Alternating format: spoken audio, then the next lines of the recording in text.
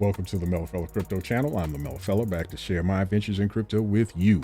Be aware this is not financial advice. I'm not a financial advisor. Also, it's cold in these crypto streets. So always do your own research. Invest no more than what you are willing to lose. Protect your things and make sure you're taking some profits along the way. Before we get started, I want to announce my CORKS in Crypto Mellow Fella live series. This is going to be my first live event. We're having this event on Pi Day, which is Tuesday, March 14 at 8 p.m. Central. I'll be accompanied by one of my business partners who's also a Vulcan investor. So we're going to talk about Vulcan, we're going to talk about wine, and we're just going to have a really good time and hope to have you there as well with us. So again, CORKS and Crypto, March 14, 8 p.m. Central. Hope to see you there. Today I want to cover some news from the Wall Street Journal. This was actually posted a day ago, but I didn't get a notification until today for some reason. But anyway, some of this is relevant to me personally as it relates to Binance.us and Voyager, and I'll talk about that in a moment. But I wanted to just kind of cover some of the bullet points that are in this article and my thoughts on how Vulcan could kind of help alleviate some of the stress that's in these bullet points. So the first one is Silvergate Capital. Silvergate Capital says it will shut down, making it one of the few non-crypto companies to go out of business as a result of the industry's downturn. If you're not familiar with Silvergate Capital is like a bank. It was a holding company as well. And it touted itself as, targeting the cryptocurrency industry. So it appears to me that a lot of companies that were either, in somehow related to the crypto industry, whether it be exchanges or developers, things of that nature, projects, things of that nature, may have used Silvergate as a bank. And as those projects started to falter, it affected Silvergate, hence they're closing their doors. But that's rather unfortunate. Hate to see that. Stable coins like USDC are commodities, according to the chair of Commodity Futures Trading Commission. So the government is still going after stable coins. Grayscale's Bitcoin Trust narrowed its discount to the underlying value of Bitcoin after the company's lawsuit against the SEC began. Interesting. Binance.us won court approval to take over customer accounts from bankrupt crypto platform Voyager, despite warnings that it faces possible regulatory action. Now, this one affects me directly because I do have coins and tokens tied up in Voyager. I think they're probably to the tune of $1,500, give or take a few at this point. And I'm in Texas, and as a Texan, Binance.us is not clear to operate in Texas just yet, and I don't see that changing anytime soon. I did get an email from Binance.us on yesterday evening, I believe, just letting me know that they are going to make my funds available to me and let me know as soon as they are available to withdraw. I'm hoping I'll be able to withdraw. I do have to go through a process to set up an account, but again, being in Texas, not sure how all that's going to play out, but we will see, and I'll keep you posted. Shares of Grayscale Bitcoin Trust rose after Grayscale's lawsuit against the SEC kicked off in court. The start of the trial came a day after the manager steering failed crypto exchange FTX and Alameda Research through Chapter 11 bankruptcy sued Grayscale over the fees and other practices tied to the trust. Interesting. All right. The SEC sued crypto hedge fund manager Kevin Kang and BK Coin Management, alleging Mr. Kang stole from investors who had deposited $1 million with him. Interesting. So, if any of you are in stable fund, like I was, This, take some notes here. So that's 1 million. That's $100 million. I think Stable Fund had about $90 million that has since disappeared. Claimed to be issued in refunds at some point, but yeah, each day passes, less and less chance of that happening, I think. But at least someone is going after someone that feels like investors have been taken advantage of. So that's good to see.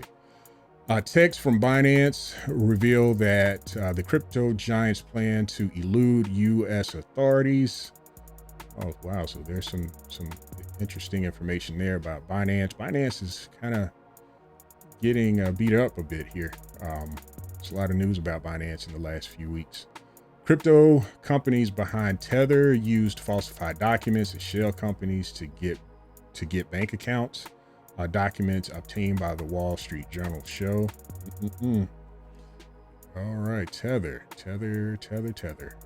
The Justice Department is seeking to further restrict internet access for Sam Bankman-Fried, aiming to limit the FTX founder to a flip phone and a few dozen websites. Wonder what kind of flip phone that will be. If it's a Razor, what's the point?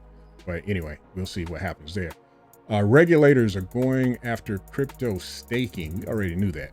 Recently finding Kraken $30 million. Here's what you need to know about the crackdown, which has big implications for crypto. Definitely had big implications and impacted overall sentiment of the market.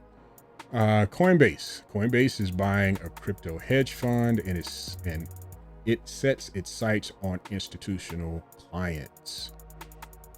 All right. So in recent market action Wednesday, Bitcoin stood at about 22,095, about flat from late Tuesday.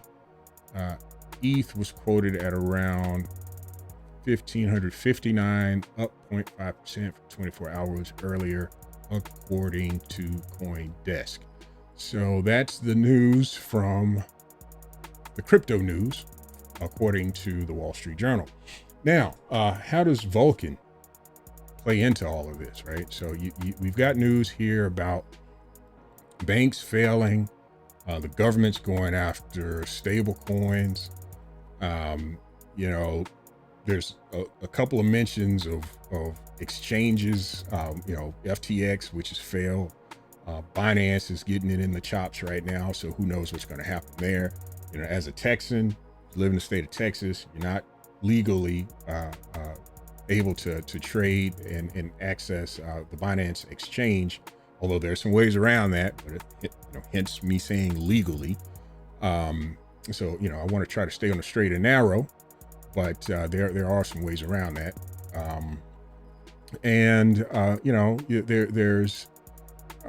There's a lot of things going on in the crypto space, right? It's getting a lot of attention right now, and I think it's because people in power, both financially and politically, they see the writing on the wall. I think they see the writing on the wall. Crypto, I really believe, and I think is evidenced by some of the stories here, is going to be a game changer. It has already been a game changer for several people, but and it's still in its infancy. And I think it's only going to compound and expand from there. And I see VULCAN as a vehicle that will do just that. So I started my channel a couple of months back, maybe 3-4 months ago. And it was as a result of a bad experience that I had with a project where, I had invested in this thing and, I made a little money, but they took my working capital and I don't think I'm going to get that back.